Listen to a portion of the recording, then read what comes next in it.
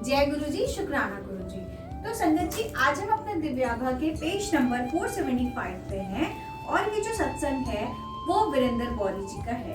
तो सत्संग हम स्टार्ट करते हैं संगत जी। चित्र से उपचार, इनका जो टॉपिक है वो है चित्र से उपचार। मेरे ससुर सेवानिवृत्त होने के पश्चात हरिद्वार में रहने लगे थे। वह मधुमेह से पीड़ित थे और उनके मधु की मात्रा कभी सीमा में नहीं रहती थी। यद्यपि उनके हृदय की चिकित्सा हो चुकी थी, फिर भी रोग बना हुआ था। उनका एक गुर्दा भी काम नहीं कर रहा था। एक दिन फोन आया कि वह गंभीर अवस्था में चिकित्सालय में है। मेरी पत्नी ने रोना शुरू कर दिया। अगले फोन के पश्चात आशा टूटने लगी थी। उनकी अवस्था और बिगड़ गई थी। मंगलवार का दिन था और हम गुरुजी के पास नहीं जा सकते थे। हमारा विश्वास समाप्त होने लगा था। मैंने एक पुराने भक्त को फोन किया और वह बोले कि गुरुजी को सबका ज्ञान है। इससे हमें आश्वासन मिला और हम सो पाए। गुरु कृपा से बृहस्पतिवार को गुरुजी का एक चित्र मिला और अगले दिन ही हमें हरिद्वार चले गए। चिकित्सालय में हमने स्थिति का अनुमान लगाया और मेरी पत्नी ने गुरुजी का चित्र अपने पिता को दे दिया। उन्होंने उसे अपने मस्तक से लगाया और अपनी कमीज की जेब में रख लिया। वह कभी भी गुरुजी के पास नहीं गए थे। तुरंत ही गुरुजी की सुगंध उस कक्ष में फैल गई और हम सबको आभास हुआ कि भौतिक दूरियां होते हुए भी वह अपने भक्तों के समीप होते हैं।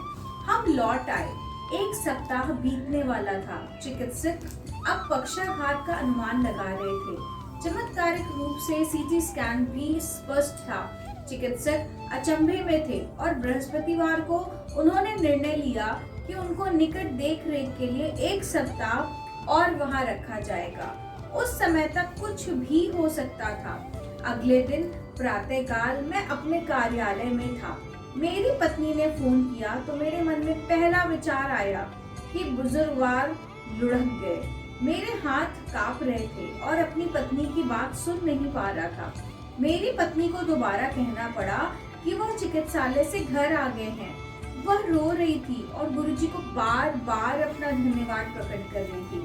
शाम को जब हम गुरुजी के पास गए तो उन्होंने कहा कि उसके पिता की स्थिति पहले से बहुत अच्छी है। जब मेरे ससुर गुरुजी के दर्शन के लिए आए तो उन्होंने गुरुजी को उन्हें गुरुजी ने एक और भेंट दी। उनकी पत्नी मेरी सास गठिए की रोगी थी। वह अपने पति के साथ गुरुजी के पास आई थी। जब वह वापस हरिद्वार गईं तो उन्हें आभास हुआ कि बिना हाथ में दर्द हुए वह अपने पोते के लिए स्वेटर बुन सकती थी। यह महिला जिन्होंने अपनी समस्या के लिए गुरुजी से विनती भी नहीं करी थी, रोग से मुक्त हो गई। गुरुजी की दया ऐसी होती है। जय गुरु जी, शुक्राना गुरु जी। तो संगत जी, इस सत्संग में का जो एग्जैक्टली जो मीनिंग है वो यही है कि गुरु जी कहा करते थे कि जब परिवार का कोई भी संगत कोई भी गुरु जी के द्वार पे पहुंच जाती है तो गुरु जी ना केवल उनको ब्लेस करते हैं बल्कि पूरे परिवार की जिम्मेदारी गुरु जी अपने ऊपर ले लेते हैं। मीन्स पूरी फैमिली ही ब्लेस हो जाती है।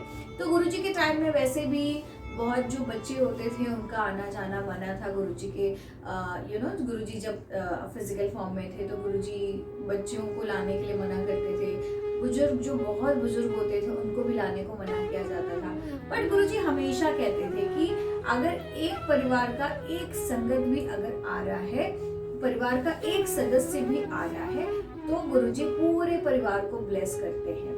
सेम अगर आज के डेट में मैं बड़े मंदिर की बात करूँ तो बड़े मंदिर में भी गुरुजी ने एग्जैक्टली हमारे जो वहाँ पे सेवादार अंकल लोग रहते हैं वो भी यही बोलते हैं कि आप अकेले भी आओगे ना तो गुरुजी आपके पूरी फैमिली को ब्लेस करेंगे। तो संगत जी, इस सत्संग में भी सेम वही हुआ कि जो संगत कभी गुरुजी से मिले भी नहीं थे उन्होंने सिर्फ अब एक प्यार और एक विश्वास के साथ गुरुजी का जो स्वरूप था उसको माथे से लगाया। और गुरुजी तो हैं ही हमारे ना शिवराज महाशिव, तो ये है ही बहुत दयालु और इन्होंने सिर्फ मस्तक से लगाया और गुरुजी ने उन्हें बहुत प्यार से अपना लिया। ना केवल उनको अपनाया बल्कि उनकी बीवी को भी पूरी तरीके से ठीक किया। संगत जी, हमारे जो गुरुजी हैं वो बहुत दयालु हैं। मतलब एक बस सही टाइम की सारी चीजें होती हैं तो बट गुरुजी जी की टाइमिंग और सारी चीजें तो ऑब्वियसली मालिक ही जाने, बट गुरु जी के दरबार में जो भी आता है वो कोई भी खाली हाथ वापस नहीं जा सकता। जय गुरु जी, शुक्राना।